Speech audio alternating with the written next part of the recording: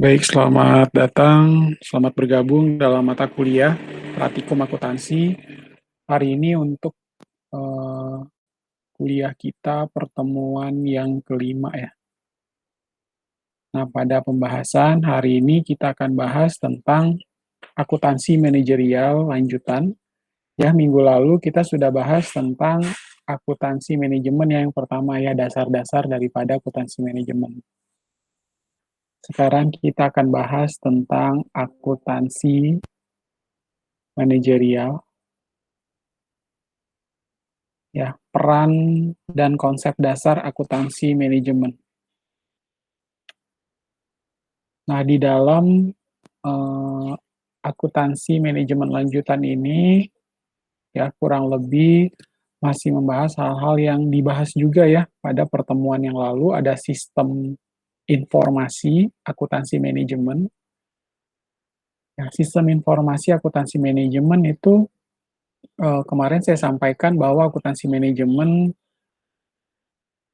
untuk memiliki turunannya adalah akuntansi biaya.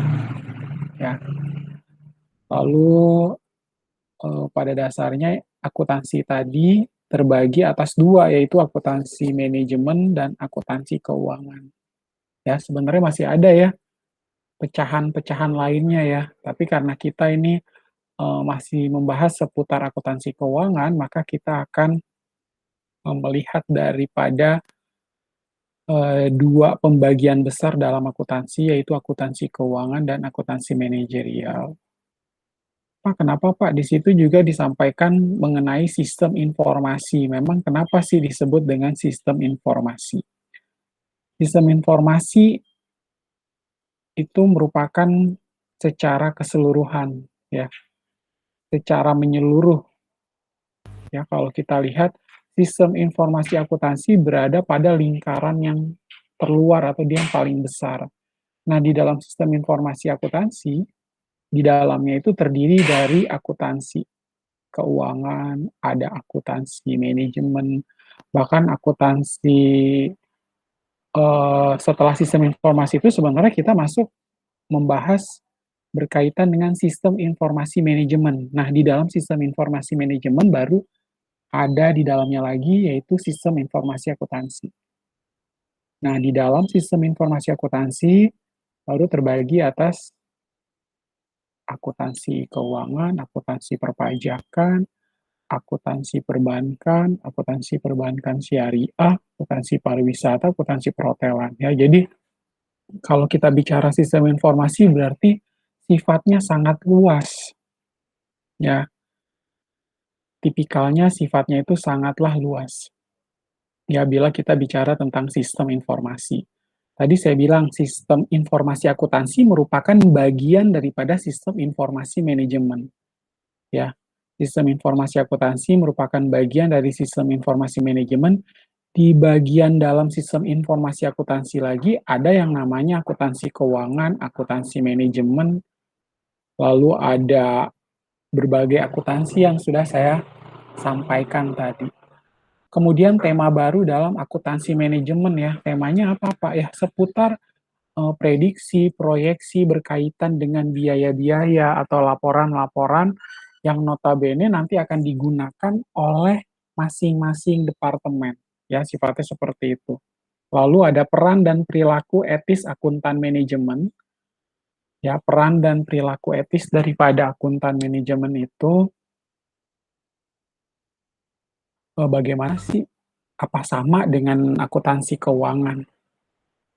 Lalu berkaitan dengan sertifikasi. Sertifikasi ini misalnya profesi yang mengatur tentang akuntansi manajemen. Ibaratnya kalau auditor ada CPA, Certified Public Accountant, akuntansi manajemen pun ada. Namanya CMA, namanya Certified Management Accounting. Nah, baik CPA, Certified Public Accountant, atau public accountant yang bersertifikat atau akuntan manajemen yang bersertifikat ini harus melalui proses ujian. Ya, jadi kalau nggak ada ujian ya nggak bisa, harus ada proses ujian dulu baru dia berhak menggondol gelar Certified Public Accountant atau Certified Management Accountant. ya. Jadi ada sertifikasinya. Orang harus lulus dulu ya, ibaratnya kayak kita mau dapat gelar sarjana dulu, atau kalau di pajak itu namanya bersertifikat konsultan pajak, misalnya seperti itu. Lalu, ada metode teknik pembebanan biaya, kemudian ada biaya produk dan jasa, laporan keuangan eksternal, ya seperti itu. Selanjutnya adalah kita lanjutkan slide berikut.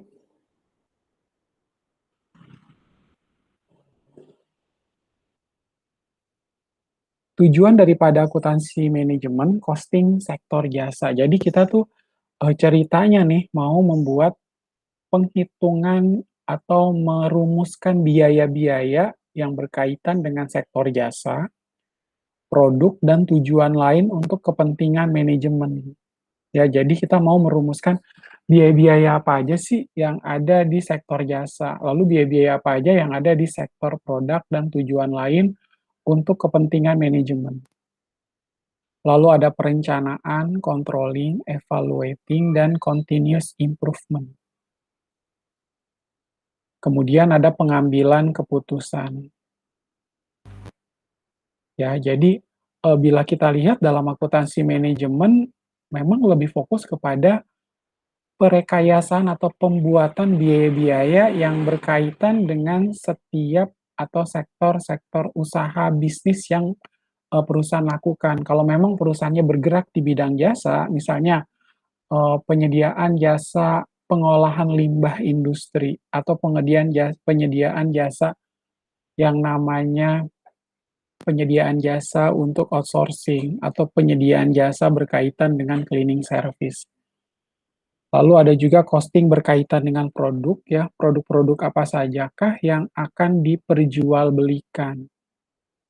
Ya, produk-produknya kalau misalnya produk berarti dia sifat daripada penjualannya itu adalah trading ya, membeli barang, kemudian dia jual lagi dengan meningkatkan margin daripada produk tersebut. Dan tujuan lain untuk kepentingan manajemen. Ya, biasanya dalam akuntansi manajemen banyak diterapkan pada perusahaan-perusahaan manufaktur yang notabene mengolah bahan mentah menjadi barang dalam proses dan menjadi barang jadi. Ya, sebenarnya seperti itu.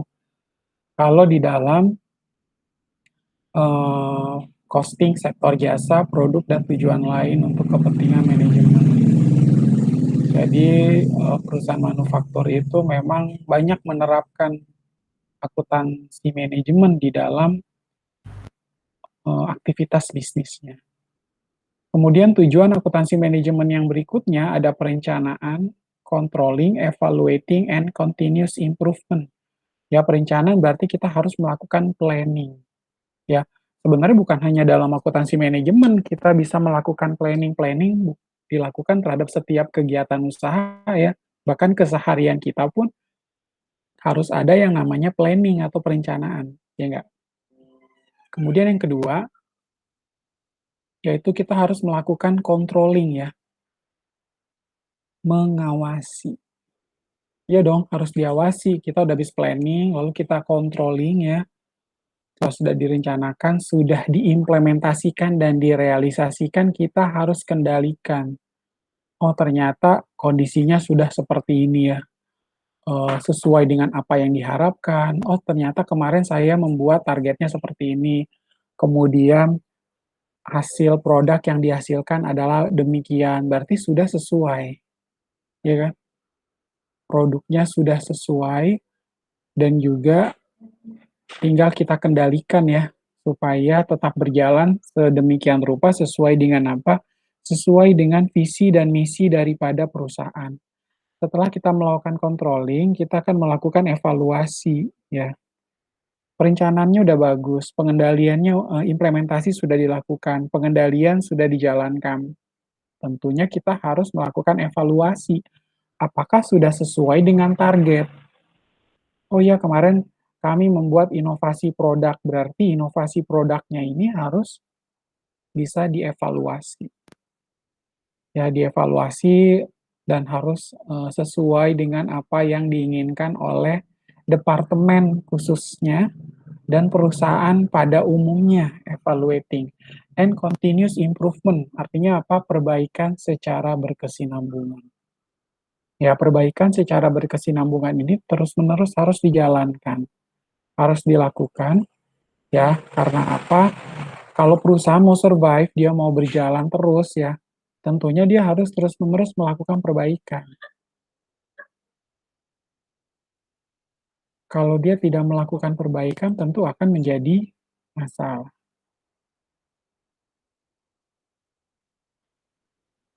Nah, kemudian pengambilan keputusan.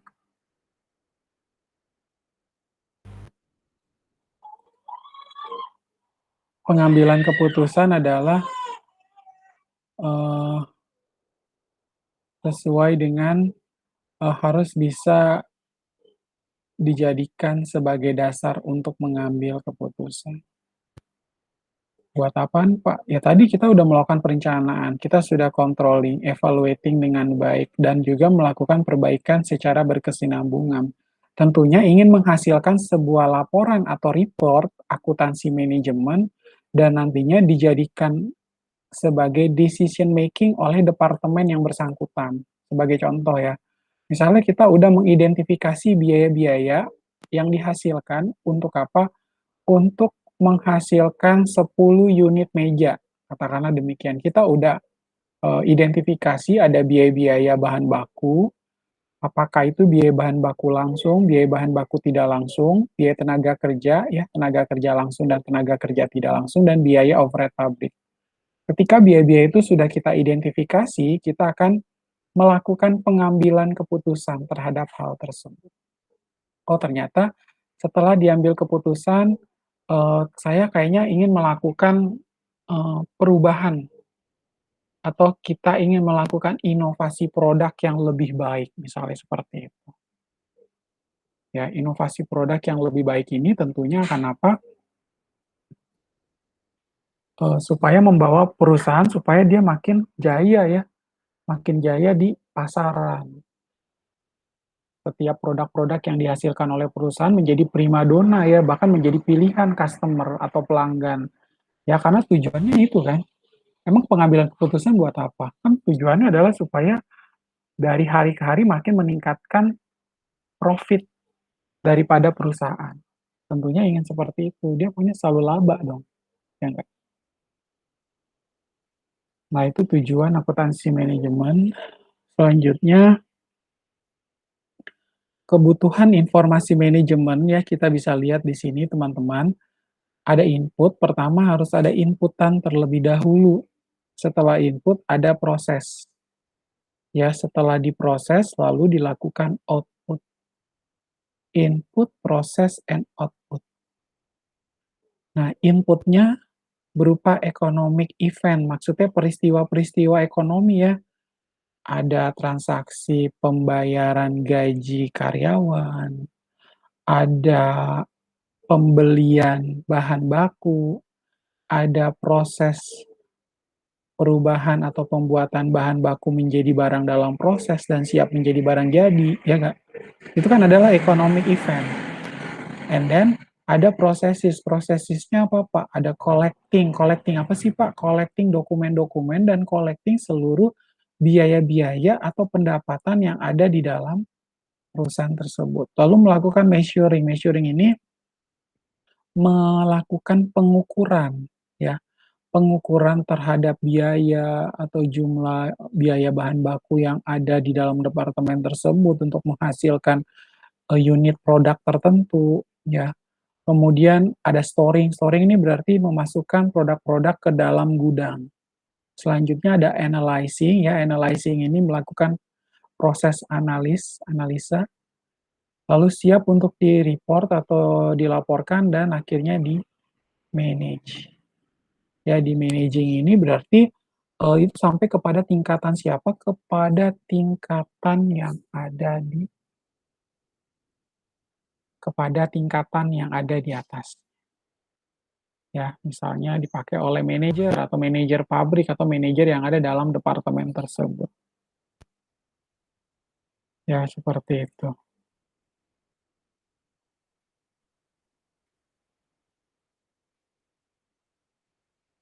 Nah, kemudian kita lanjutkan.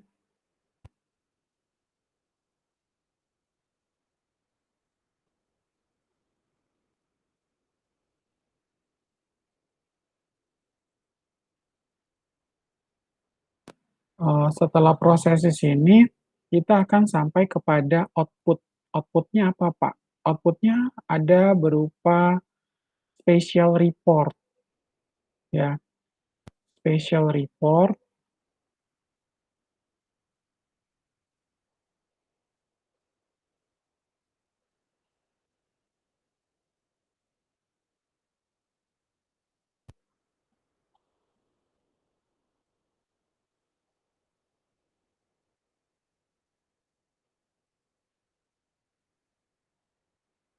ya.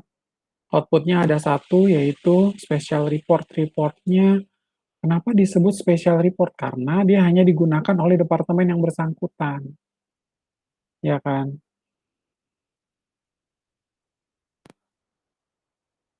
Digunakan oleh departemen yang bersangkutan. Karena disebut sebagai special report. Lalu ada product cost, ya, biaya-biaya yang berkaitan dengan biaya produk. Kenapa Pak disebut dengan biaya produk? Karena biaya-biaya yang dikeluarkan untuk menghasilkan satu unit produk, contohnya gitu. Kemarin saya kasih contoh ya ke teman-teman, contohnya nih, begitu ada,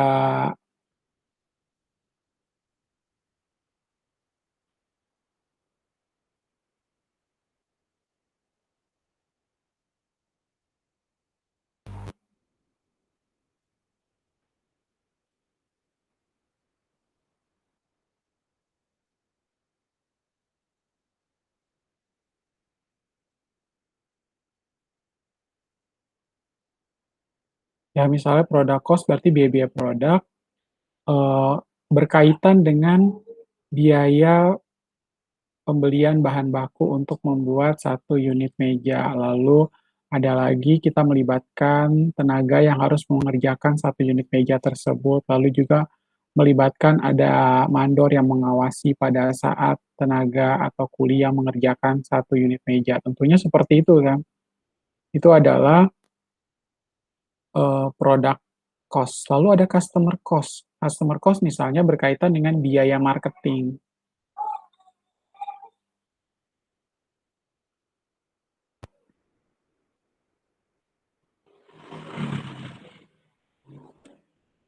Ya, ada biaya marketing. Biaya marketing untuk apa? Supaya penjualan makin meningkat ya dong. Supaya penjualan makin meningkat.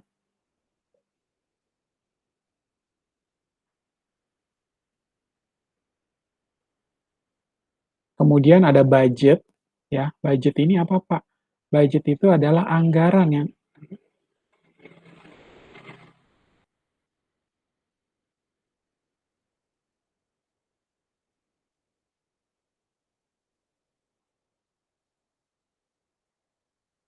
ya, budget itu ada anggaran. Jadi kan biasanya karena kita mau melakukan atau merencanakan untuk membuat satu unit produk dan melakukan penjualan dalam bentuk input, proses. Nah, maka dari itu kita harus membuat anggarannya dong, budget yang baik.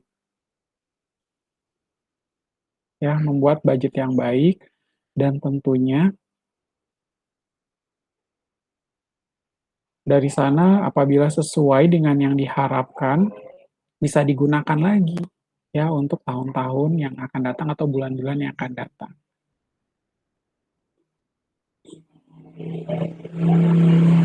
Ya, kemudian kita lanjutkan, ada performance report ya.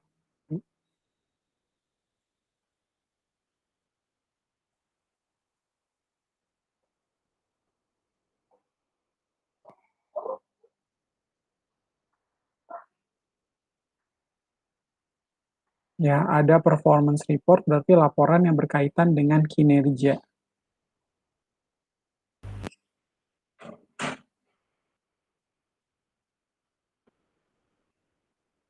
Ya, performance report ini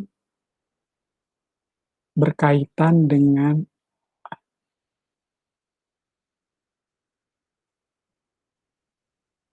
Performance report berarti laporan yang berkaitan dengan kinerja, lalu personal communication.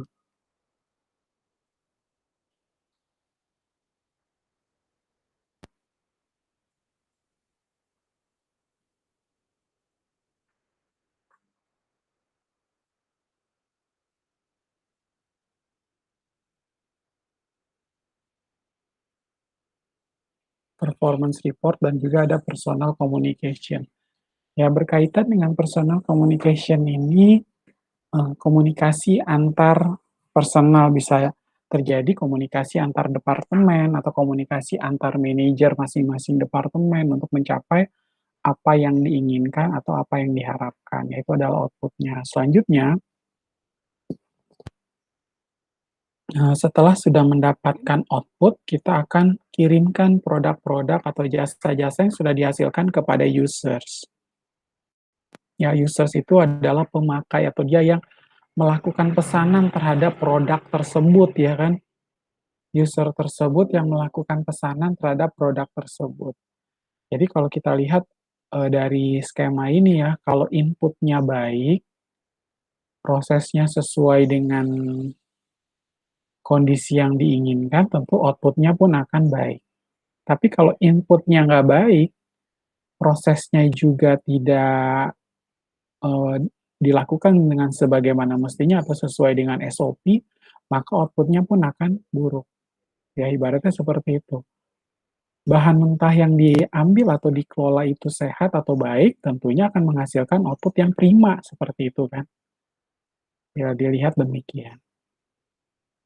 Nah, kemudian kita lanjutkan ya di sini, berupa perbedaan antara akuntansi manajemen dan akuntansi keuangan. Ya, seperti apa sih Pak perbedaan dalam akuntansi manajemen dan akuntansi keuangan? Dalam manajemen accounting, yang pertama adalah internally fokus ya, lebih fokus kepada internal atau departemen yang ada. Dia fokusnya hanya ke dalam internal perusahaan saja. Sedangkan dalam financial accounting, accounting keuangan, itu externally fokus ya, karena apa? Laporannya akan disajikan kepada negara, ke kantor pelayanan pajak, lalu laporan keuangannya juga akan diperiksa oleh auditor atau eksternal auditor. Kemudian setiap aktiva tetap yang ada dalam perusahaan juga biasa dinilai kembali atau dilakukan revaluasi aktiva tetap oleh siapa? Oleh lembaga atau badan penilai yang ditunjuk oleh pemerintah. Ya, kalau dari sini aja kita udah bisa lihat perbedaannya. Oh, kalau manajemen accounting itu fokusnya ke dalam, ke masing-masing departemennya aja. Jadi kita nggak perlu repot-repot untuk report keluar atau bayarkan keluar seperti itu. Ya, jadi lebih kepada internally fokus. Untuk financial accounting-nya lebih kepada externally fokus. Lalu no mandatory rules ya, nggak ada aturan-aturan yang baku atau yang wajib harus dilakukan ya. Beda kalau di dalam akuntansi keuangan kita harus apa follow externally imposed rule. Artinya apa? Bahwa peraturan-peraturan yang kita butuhkan yaitu kita harus tunduk kepada standar akuntansi keuangan kalau dalam financial accounting. Kalau di manajemen accounting, nggak perlu, gue nggak perlu Pak. Mengimplementasikan SAK, udah bisa kita melakukan penghitungan atau pembuatan laporan atau report. Ya, biasanya seperti itu. Jadi kita tinggal mengumpulkan aja biaya-biaya yang ada tanpa harus tunduk kepada apa? Tunduk kepada peraturan-peraturan yang baku ya, yang udah diatur dari sananya. Kalau di financial accounting itu ada yang namanya standar akuntansi keuangan dan yang notabene itu dia berkiblat kepada International Financial Reporting Standard atau IFRS. Ya, selanjutnya yang ketiga adalah financial and non-financial information ya, subjective information possible. Ya, di sini untuk akuntansi manajemen dia bukan hanya berkaitan dengan informasi keuangan tetapi juga yang non moneter ya. Ada informasi yang moneter dan ada juga informasi yang non moneter ya. Subjective information possible. Ya, jadi menggunakan informasi secara subjektif, it's not a big deal, it's okay, it's alright. Ya, kalau di dalam financial accounting, objective financial information harus secara objektif financial information tersebut. Nah, yang keempat, management accounting emphasis on the future ya. Dia lebih apa? Lebih fokus kepada masa yang akan datang. Karena kemarin saya bilang ya bahwa akuntansi manajemen itu lebih sifatnya prediksi atau proyeksi. Karena dia sifatnya prediksi atau proyeksi, ya pastinya dia lebih fokus kepada masa yang akan datang. Tapi kalau yang financial accounting, dia lebih kepada historical orientation. Berorientasi kepada masa lalu. Ya, berorientasi kepada masa lalu, historical orientation. Lalu untuk manajemen accounting yang kelima, internal evaluation and decision based on very detailed information ya. Jadi lebih fokus kepada evaluasi internal ya, evaluasi dan keputusan internal berdasarkan apa informasi secara detail yang sudah disampaikan di departemen tersebut. Ya kembali lagi kepada internal. Dia nggak mikirin tuh apa yang nantinya terjadi di masa, atau dia nggak mikirin terjadi untuk menggenerate atau menghasilkan laporan kepada pihak luar, karena dia memang fokus kepada internalnya saja. Lalu untuk financial accounting, information about the firm as a whole. Ya, jadi kalau di dalam akuntansi keuangan lebih fokus kepada menginformasikan keuangan perusahaan secara keseluruhan. Dia nggak bisa menginformasikan keuangan perusahaan hanya sebagian atau ya separuhnya aja, Pak, habis itu kita kapan-kapan lagi ngelaporin, nggak bisa. Kalau di manajemen accounting bisa banget bikin kayak gitu. Kan kita cuma bikin prediksi biaya-biayanya aja, kalau akuntansi keuangan nggak bisa. Kemudian yang keenam, dalam manajemen accounting ada broad multidisciplinary. Ya, jadi ibaratnya tuh karena accounting management ini adalah pecahan daripada akuntansi, sehingga dia bisa melebar kemana-mana. Ya, artinya apa? Bahwa akuntansi manajemen ini bisa dipelajari dan kemudian tidak perlu, ibaratnya kayak tidak perlu menguasai satu keterampilan khusus sih untuk mempelajari akuntansi manajemen, karena sebenarnya orang yang nggak background accounting pun dia bisa melakukan atau mengerjakan hal-hal yang berkaitan dengan akuntansi manajemen. Namun, kalau di financial accounting jelas-jelas dia harus menguasai ya, more self-contained. Artinya dia harus benar-benar memiliki keterampilan sebagai seorang accountant sejati. Itu wajib ya, dia harus memiliki sebagai accountant sejati. Nah, kita lihat di sini teman-teman ya. Ya, untuk comparison of management and financial accounting ya, bila dilihat bahwa kondisi ini merupakan perbandingan antara akuntansi keuangan dan akuntansi manajemen. Nah, tema baru dalam akuntansi manajemen, need for innovation and relevant procedures. Ya, di sini tema baru dalam akuntansi manajemen,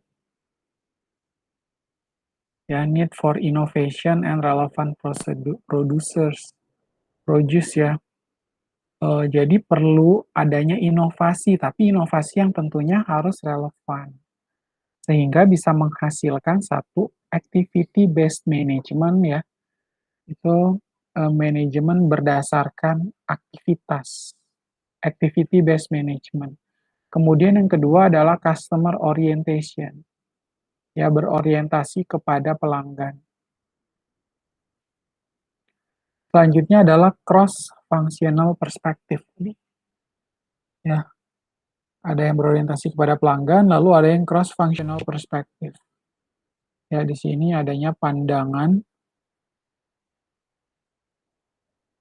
terhadap fungsi-fungsi atau fungsi-fungsi di dalam akuntansi dan bisa saling silang melihat perspektif tersebut dari berbagai sudut pandang. Lalu ada need for innovation and relevant produce ya, dengan adanya kebutuhan daripada inovasi dan juga relevansi dan inovasi terhadap terhadap tema-tema tersebut akan menghasilkan apa? Ada total quality management atau emphasize continuous improvement ya. Jadi manajemen quality secara total yang berfokus kepada perbaikan yang berkesinambungan. Ya, seperti itu.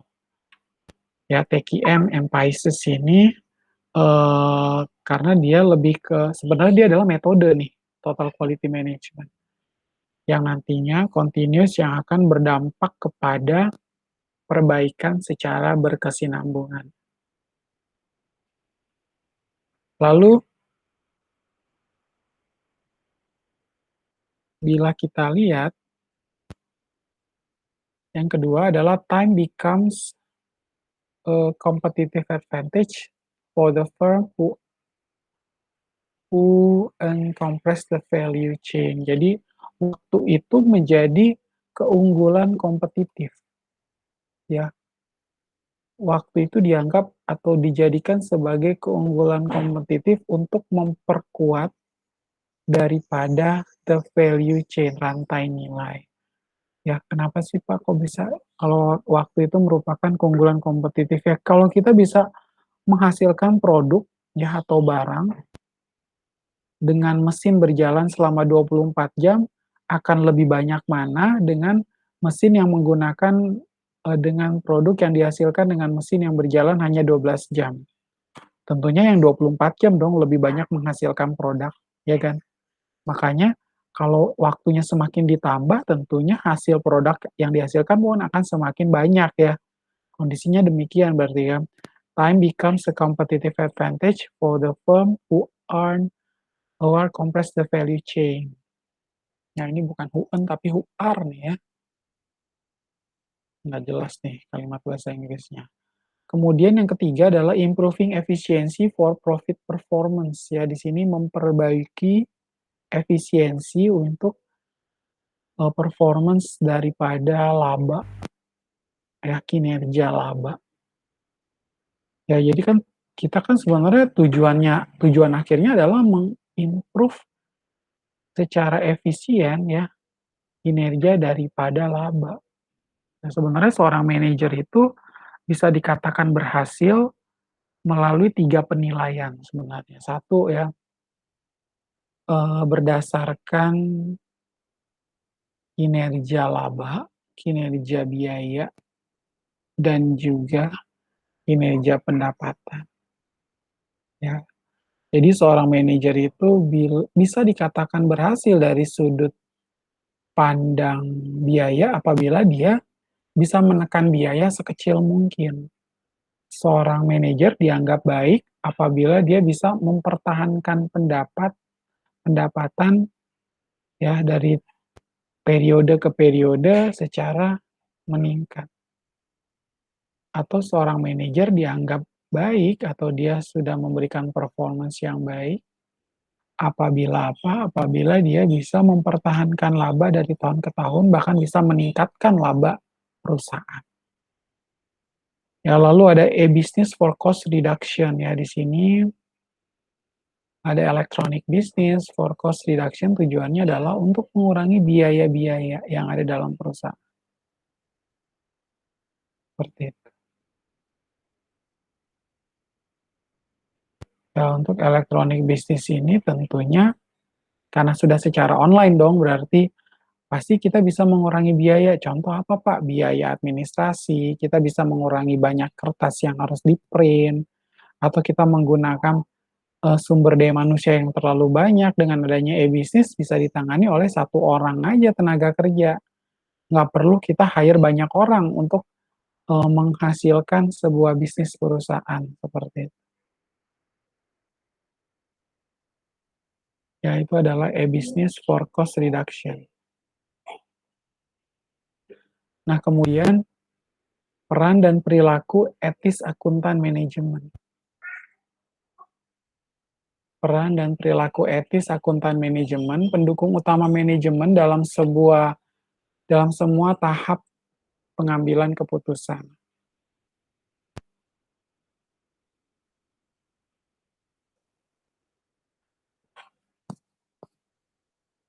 Peran dan perilaku etis akuntan manajemen, pendukung utama manajemen dalam semua tahap pengambilan keputusan ya.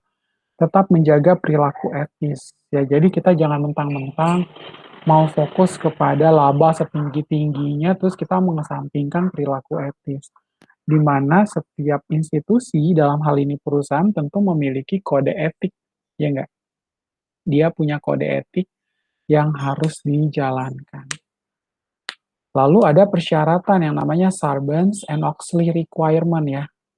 Persyaratan-persyaratan dalam Sarbanes-Oxley Requirement. Kemudian, International Management Accounting Standard of Conduct for Management Accountant ensure that management accountants maintain, ya, jadi dalam International Management Accounting Standard ini ya, standar dalam IMA ini menghasilkan bahwa seorang akuntan manajemen harus meyakinkan bahwa akuntan manajemen memelihara kompetensi, ya, harus menjaga kompetensinya dia dong, ya nggak?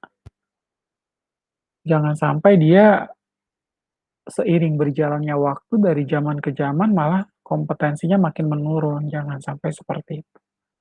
Ya, kompetensi, kemudian ada confidentiality ya, harus bisa dirahasiakan. Kemudian integrity ya, integritas dari masing-masing departemen dengan departemen yang lain tuh harus berkoneksi atau berhubungan. Lalu ada objectivity, objektivitas, kemudian ada ability for conflict resolution. Ya, kemampuan untuk menghadapi resolusi konflik. Ya, jadi dalam akuntansi manajemen pun kita harus menghilangkan atau mengurangi besarnya pergesekan di dalam masing-masing internal atau masing-masing departemen. Ya, maka dari itu dalam IMA standar ini juga ya, standar dalam International Management Accounting harus memiliki kemampuan untuk melakukan resolusi terhadap konflik-konflik yang memang mudah sekali terpicu untuk terjadi. Seperti itu. Nah, kita lihat sertifikasinya yang memberikan keyakinan bahwa seorang akuntan telah memiliki pendidikan dan pengalaman suatu bidang dan telah lolos dalam ujian kualifikasi atau sertifikasi. Ya, jadi harus memberikan keyakinan bahwa memang seorang akuntan ini sudah memiliki pendidikan dan pengalaman suatu bidang dan telah lolos dalam ujian kualifikasi atau sertifikasi. Kemarin saya sampaikan bahwa seorang accountant manajemen ini kan dia tadi juga saya sampaikan bahwa seorang akuntan manajemen dia harus bersertifikasi, namanya adalah Certified Management Accounting. Nah, Certified Management Accountant ini dia harus memiliki yang tadi ya, mempertahankan apa saja, ada kompetensi, kemudian ada confidentiality ya, ada integrity, kemudian objectivity and ability for conflict resolution kan. Maka dari itu yang harus dimiliki oleh seorang CMA atau CPMA. Ya, jadi sertifikasi atau kualifikasi atau ujian yang harus dijalankan, satu ada Certified Management Accountant, kedua adalah Certified Public Accountant, ketiga adalah Certified Internal Auditor, yang keempat adalah sertifikasi akuntansi syariah, ya itu ada SAS, kemudian ada Certified Sustainability Reporting Specialist atau CSRS, kemudian ada CPSAK, Certified PSAK, itu apa Pak? Pernyataan Standar Akuntansi Keuangan, dan juga ada ahli akuntansi pemerintahan. Ya, emang apa pentingnya sih Pak kita punya sertifikasi ini? Artinya, kalau teman-teman memang ingin menggeluti dunia accounting khususnya untuk akuntan manajemen, dan memang sudah menguasai akuntan manajemen dan mau ujian ya, melakukan ujian kualifikasi atau sertifikasi, dan sudah layak untuk membuka kantor manajemen accountant.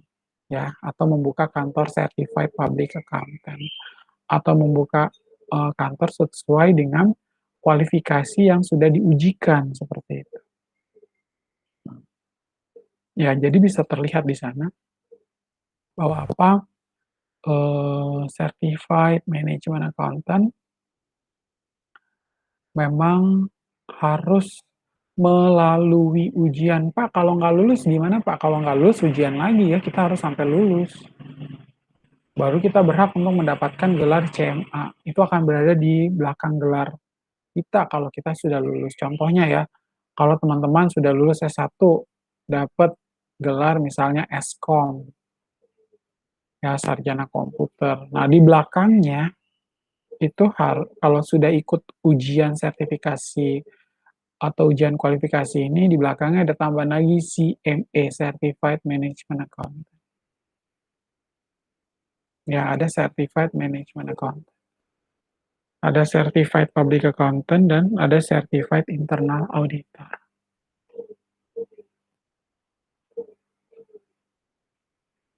Nah, kemudian kita lihat cost.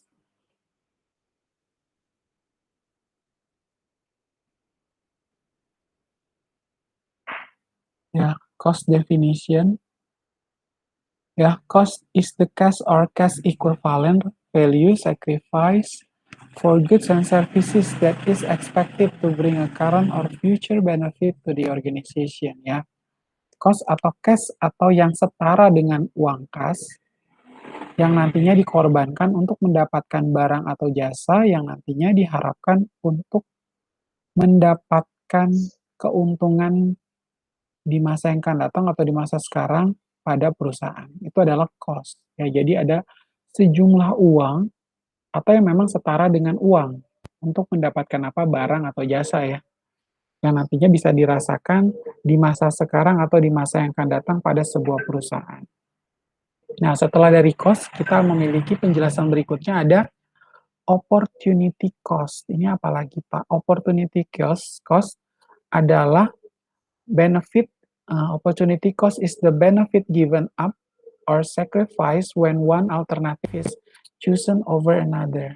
Ya, jadi biaya kesempatan merupakan keuntungan yang diperoleh atau dikorbankan ketika satu alternatif telah dipilih daripada alternatif lainnya. Jadi kita sudah melihat nih, ada biaya kesempatan. Contohnya ya, saya pernah kasih contoh juga ke teman-teman ya di kelas malam kemarin, ketika kita menghasilkan produk ikan, ya. Ikan kemarin saya jelaskan ada ikan kualitas segar, itu dia tingkatan yang pertama. Lalu ikan kualitas 2 yang nantinya ikan tersebut bisa dijadikan sebagai ikan asap atau ikan asin. Dan yang ketiga adalah ikan dengan kondisi sudah hampir rusak atau busuk. Dan itu akan dijual kepada pakan ternak. Misalnya seperti itu. Nah, ketika perusahaan atau pabrik sudah menghasilkan ikan kualitas baik, ikan kualitas segar, tentunya akan dijual kepada hotel atau restoran-restoran yang ada di sekitar perusahaan tersebut. Tetapi begitu dia mendapatkan ada ikan, waduh ini ikan udah mau hampir rusak. Tapi sebenarnya belum rusak, masih bisa dikonsumsi ya oleh human being, oleh manusia. Tetapi kira dia pikir ya udahlah saya operasikan lagi atau saya ubah lagi menjadi apa? Menjadi ikan asin. Nah, untuk menjadikan ikan asin atau ikan asap kan perlu dibumbuin lagi ya nggak? Perlu dibumbuin atau kita perlu garamin lagi atau perlu kita sinarin lagi ya, perlu ditaruh di bawah panas matahari. Dan tentunya kita harus hire nelayannya dong. Kita harus sewa siapa? Sewa nelayan atau petaninya untuk melakukan Melakukan kegiatan tersebut ya supaya jadi ikan asin. Nah, itu yang namanya biaya opportunity cost yang harus dikeluarkan. Mau tidak mau harus kita keluarkan. Ya, biaya yang nantinya harus dikeluarkan yang bertujuan untuk eh, karena memang harus dikeluarkan ya daripada nanti ikannya benar-benar rusak total dan akhirnya nggak ada option lain kecuali kita jual ke pakan ternak. Padahal kalau udah dijual ke pakan ternak, harganya udah super miring. Tentu nggak mau perusahaan. Jadi lebih baik dia lakukan optional yang kedua, yaitu membuat ikan asin atau ikan asap, yaitu opportunity cost, seperti itu. Nah, setelah opportunity cost, itu kita ketemu dengan yang namanya a cost object, ya. Apa sih, Pak, definisi daripada cost object? A cost object is any item such as product, customer, project, activity, and so on, to which costs are measured and assigned. Ya, jadi cost object atau item apapun seperti produk, pelanggan, proyek, ya, atau program, activities, dan lain sebagainya, eee, sebagaimana biaya tersebut diukur dan ditetapkan. Ya, jadi kita menentukan biaya berdasarkan apa? Berdasarkan objek barang tersebut. Contohnya kayak tadi, ketika kita menghasilkan ikan segar kualitas satu, harganya berdasarkan objek daripada ikan tersebut kan. Objeknya adalah ikan segar kualitas satu, berarti harganya lebih mahal dong, Pak, betul. Ya misalnya ikannya ikan kerapu, kalau udah masuk di hotel atau restoran mewah harganya sangat mahal. Padahal beli dari petani atau dari nelayannya sendiri sangat murah misalnya ya. Tapi udah masuk di hotel harganya sangat mahal. Itu ikan kerapu. Nah, kita menilai biayanya, cost yang akan dikeluarkan berdasarkan objek tersebut, ya nggak? Lalu kita lanjutkan, misalnya berdasarkan misalnya perusahaan menghasilkan yang namanya aqua, minuman kemasan lah katakan demikian ya. Nah, perusahaan yang menghasilkan minuman kemasan tentunya dia akan menilai cost objeknya berdasarkan produk yang dihasilkan. Air mineral yang ditaruh di gelas dengan air mineral yang disimpan atau dimasukkan ke dalam botol tentu harganya berbeda ya. Cost berdasarkan objeknya juga berbeda. Biaya yang dikeluarkan untuk menghasilkan satu unit aqua atau satu unit air mineral di gelas dengan satu unit satu botol air mineral di botol, jelas harganya berbeda. Ya kan? Karena berdasarkan objek yang dihasilkan. Ya, karena kita akan menetapkan berdasarkan produk yang diukur atau produk yang ditetapkan tersebut. Nah, metode teknik pembebanan biaya, ya untuk metode teknik pembebanan biaya merupakan hubungan kausal pada saat membebankan suatu biaya pada suatu objek biaya, cost object. Ya, jadi ada hubungan kausal. Ada hubungan kausal berarti apa? Hubungan sebab akibat pada saat membebankan suatu biaya pada suatu objek biaya, cost object. Nah, cost of resources-nya terdiri dari ada direct tracing, ya direct tracing ini berkaitan dengan identifikasi terhadap barang-barang, bahan-bahan secara bahan-bahan langsung. Kemudian driver tracing, ya driver tracing ini berarti adalah berkaitan dengan biaya-biaya yang berkaitan dengan pengiriman barang yang dilakukan oleh driver. Kemudian ada alokasi.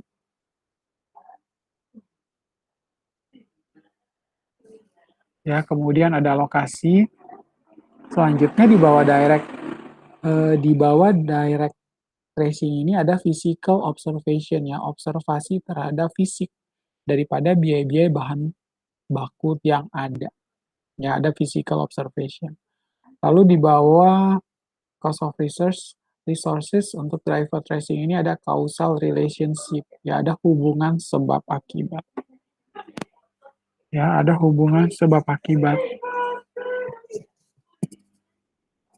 Kemudian untuk yang alokasi, tentu kita melihat kepada hubungan atau assume relationship, ya, hubungan yang diasumsikan, seperti itu. Nah, di bawah physical observation, causal relationship, and assume relationship ada cause object. Ya, jadi untuk menilai cause object itu berdasarkan hal-hal ini ya. Ada observasi terhadap produk yang ada, kemudian hubungan penyebab yang ada, kemudian ada assume relationship, ya seperti itu. Lalu dari sana juga untuk physical observation ada direct tracing, kemudian ada driver tracing dan juga allocation.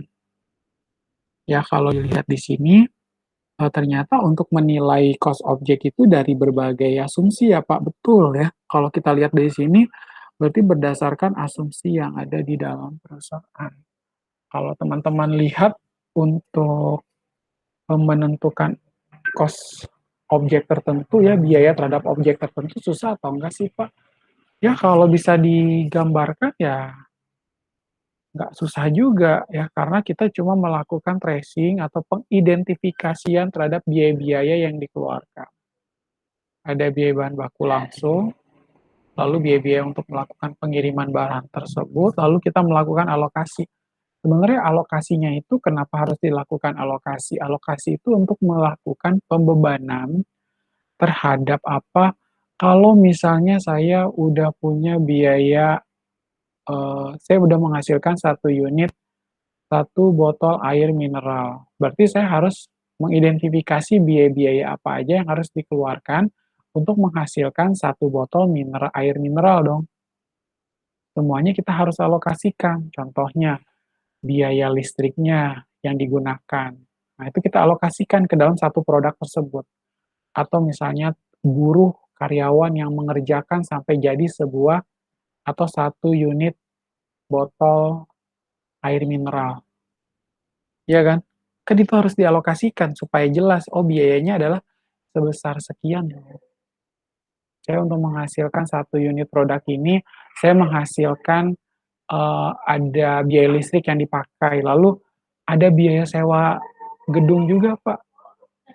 Biaya sewa gedungnya juga itu harus biaya sewa gedungnya juga harus ditetapkan seperti itu. Biaya sewa gedungnya nantinya harus dialokasikan kepada satu botol air mineral tadi.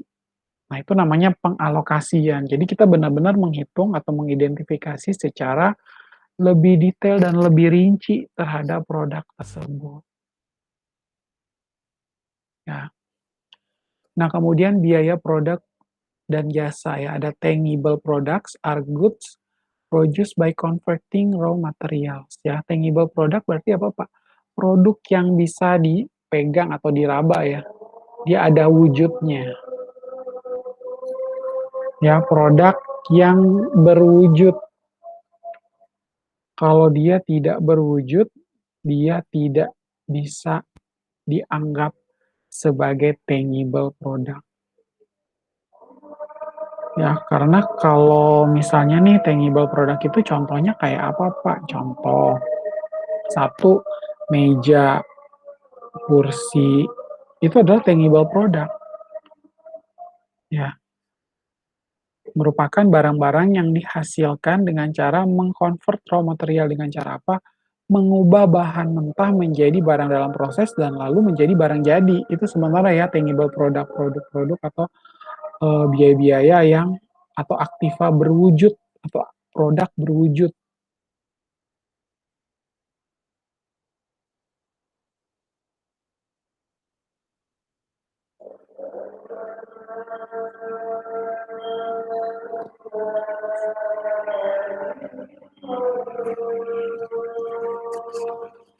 Ya, kemudian sebagai contoh ada televisi, ada hamburgers, karena apa? Berdasarkan produk yang bisa dilihat, bisa diraba, dan bisa dipegang ya.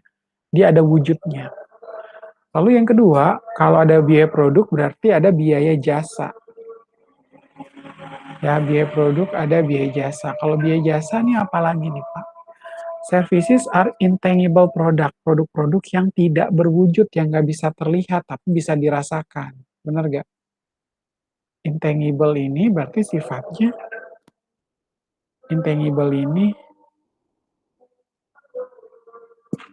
sifatnya tidak berwujud, tapi dia bisa dirasakan. Contohnya perawatan gigi, perawatan kesehatan ya.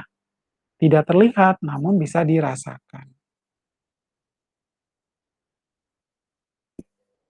Ya, tidak terlihat tapi bisa dirasakan. Kemudian kita lanjutkan. Nah, biaya produk dan jasa ya di sini terbagi atas beberapa biaya yang sudah saya share ke teman-teman sekalian kemarin. Ada direct material yaitu biaya bahan baku. Ya, biaya bahan baku ini berkaitan dengan kemarin biaya bahan baku itu terdiri dari biaya bahan baku langsung dan biaya bahan baku tidak langsung. Ya, untuk biaya bahan baku misalnya untuk pembuatan ikan asin atau ikan asap.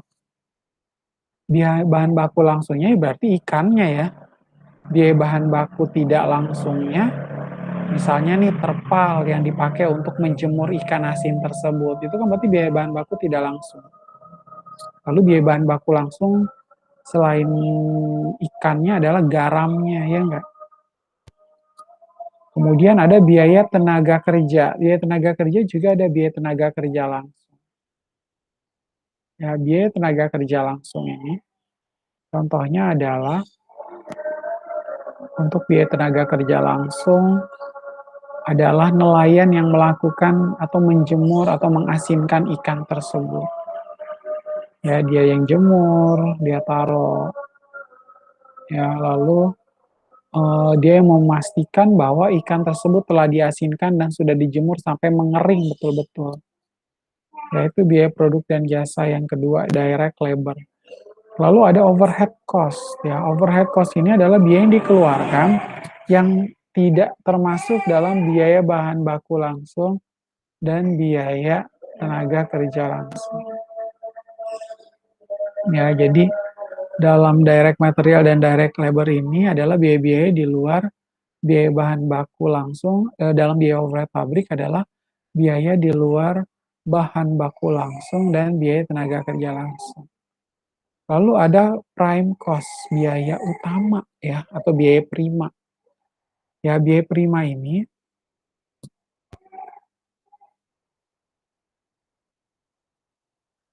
biaya prima ini juga harus dikondisikan supaya apa?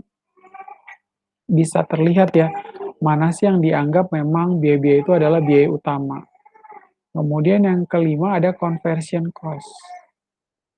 Conversion cost adalah biaya konversi ya, untuk misalnya nih kayak tadi, ketika kita mau menghasilkan biaya biaya yang memerlukan tambahan biaya. Ada nggak sih Pak, untuk menghasilkan satu produk, tapi kita nggak ada option lain kecuali kita harus nambahin lagi ada biaya lain? Bisa ya. Jadi ada nilai tambahan tertentu yang memang dianggap sebagai conversion cost. Nah, lalu ada selling and administrative. Ya, ada biaya penjualan dan biaya administrasi. Biaya penjualan berkaitan dengan apa? Berkaitan dengan ketika kita mau menjual satu produk tertentu ke customer, atau biaya administrasi ini biaya-biaya yang harus dihitung, misalnya biaya penyediaan alat tulis kantor supaya kita bisa membuat invoice ya nggak. Lalu kita juga harus membuat apa, biaya-biaya yang berkaitan dengan pembayaran gajinya. Kan kita harus buat administrasinya, kita harus catat ya nggak, harus dicatat seperti itu. Ya, itu adalah selling administratif ya. Jadi kalau teman-teman lihat, sebenarnya dalam akuntansi biaya atau akuntansi manajemen itu banyak sekali biaya yang mau tidak mau harus diidentifikasi. Biaya-biaya ini harus diidentifikasi kan. Ada direct material, ada direct labor, ada overhead cost, ada prime cost. Selanjutnya ada conversion cost, ada selling administratif. Yaitu adalah biaya produk dan jasa. Di luar ini masih ada nggak Pak biaya lain? Masih banyak. Biaya-biaya yang lainnya itu masih banyak. Biaya-biaya yang lainnya itu masih banyak.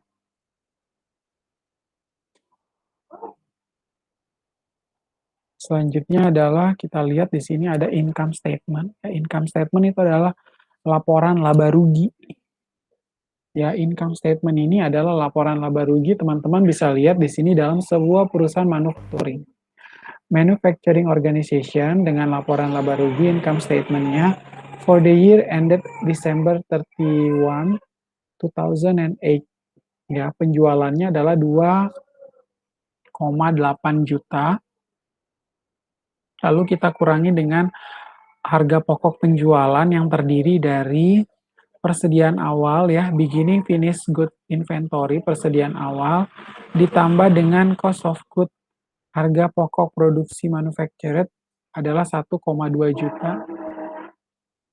Lalu cost of goods available for sale-nya 1,7 juta.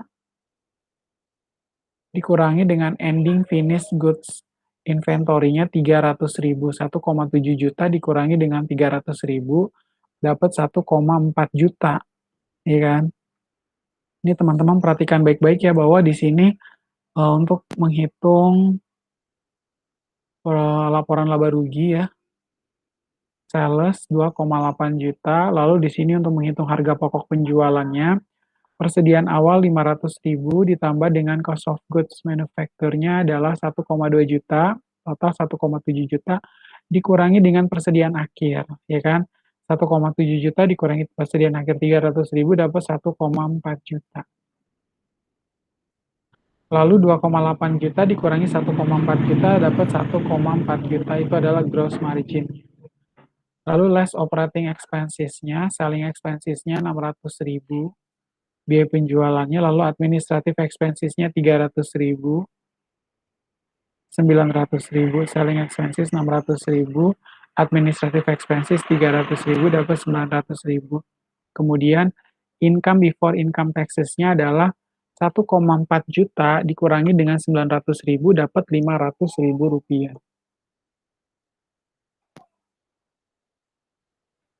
Ya, untuk selling expenses 600 tambah 300 900.000. Lalu income before income tax-nya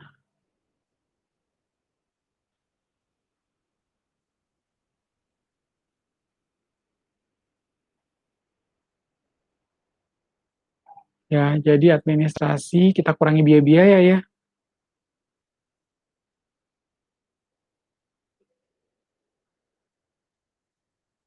Ya, income before income tax-nya 1,4 juta dolar dikurangi dengan dikurangi dengan biaya-biaya yang sudah ditotal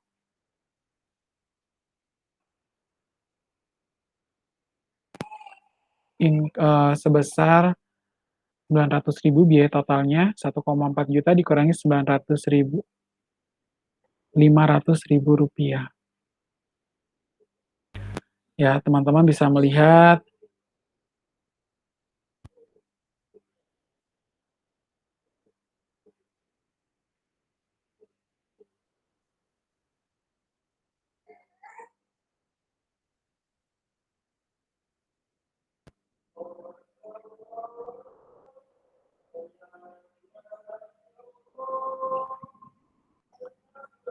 ya, jadi total laba bersihnya adalah 500.000 rupiah. Ya, itu adalah besarnya laba bersih yang dikeluarkan sebesar 500.000 rupiah.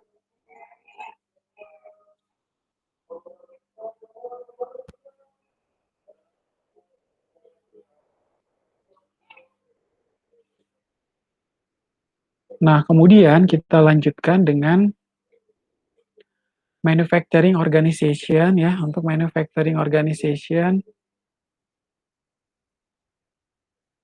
income statement-nya untuk bahan baku langsungnya ada beginning inventory, persediaan awal 200.000, ditambah dengan pembelian 450.000.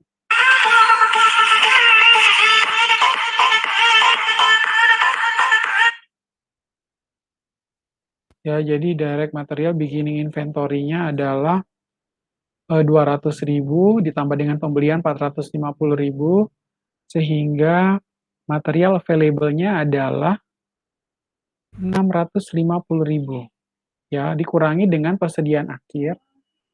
Untuk persediaan akhirnya adalah 50.000, ya, dikurangi persediaan akhir, sehingga direct material use-nya, bahan baku langsung yang digunakan adalah 650.000, dikurangi dengan 50.000 dapat 600.000 rupiah. Ya, kemudian direct labor-nya untuk bahan baku untuk biaya tenaga kerja langsung 350.000. Nah, untuk manufacturing overhead, biaya overhead manufakturnya untuk biaya tenaga kerja tidak langsung 122.500, biaya depresiasi atau penyusutan 177.500, biaya sewa 50.000, utilities-nya 37.500, property taxes-nya 12.500, maintenance-nya adalah 50.000. Ya, totalnya adalah 450.000. Untuk total manufacturing cost edit-nya, sehingga di sini kita caranya gimana, Pak? 600.000 ditambah 350.000. 600.000 apa sih? Biaya bahan baku langsung yang digunakan 600.000. Untuk biaya tenaga kerja langsung 350.000. Lalu untuk biaya overhead pabriknya adalah 450.000, sehingga total biaya manufacturing 1,4 juta dolar ditambah dengan barang dalam proses atau work in process, saldo awalnya 200.000. 1,4 juta ditambah dengan 200.000, total manufacturing cost-nya adalah 1,6 juta. Dikurangi dengan ending work in process-nya 400.000. Sehingga cost of goods manufacture-nya adalah 1,2 juta. Ya, dari sini teman-teman bisa melihat bahwa eh, ini untuk menghitung harga pokok produksi, ya. Kalau yang tadi adalah laporan laba ruginya, ya. Nih, di sini untuk menghitung laba sebelum pajak, income before income tax. Ya, ini adalah laba bersih atau laporan laba rugi. Untuk yang ini untuk menghitung harga pokok produksi, ya. Harga pokok produksi, cost of goods manufacture-nya sebesar 1,2 juta.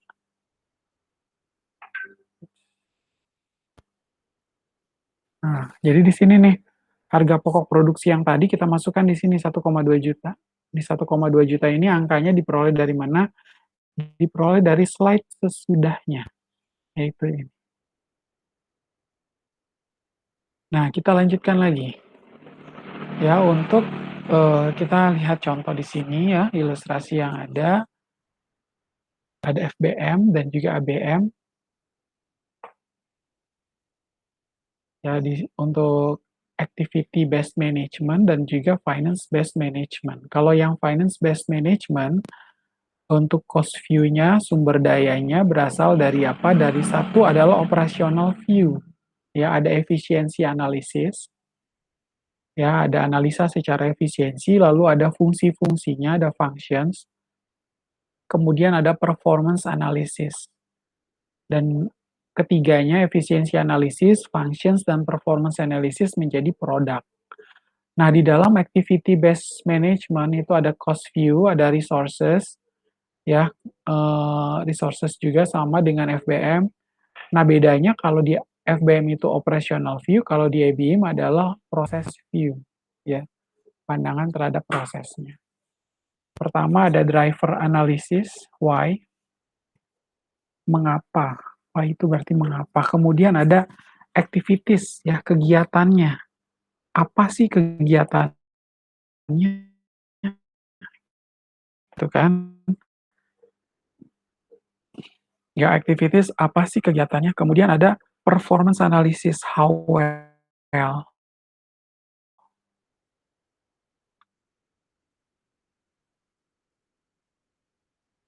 ya, performance analysis, how well sebenarnya gitu kan. Nah, kemudian dari driver analysis, activities, dan juga performance analysis diperoleh product and customer. Ya, akhirnya driver analysis, activities, performance analysis, baru dari sana akan menghasilkan produk-produk atau jasa yang dihasilkan.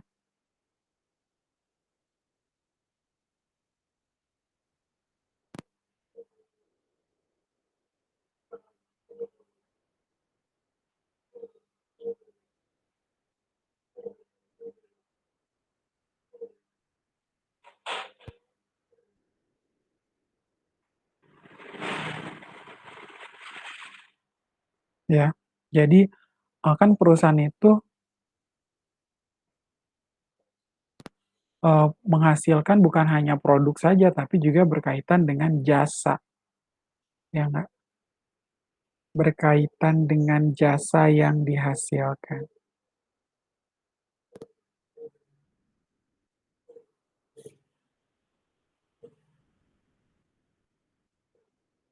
Ya, kalau misalnya teman-teman lihat di sini ada produk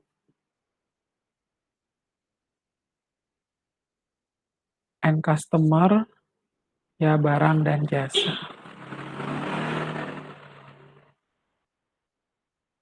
Nah, kurang lebih sampai di sana ya.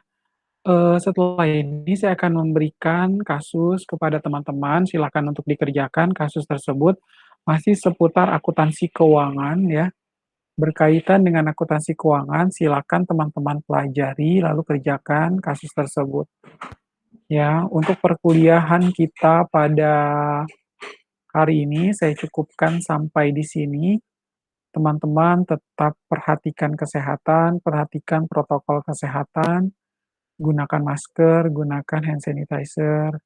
Sampai ketemu di pertemuan kita selanjutnya. Terima kasih dan selamat menjalankan ibadah puasa.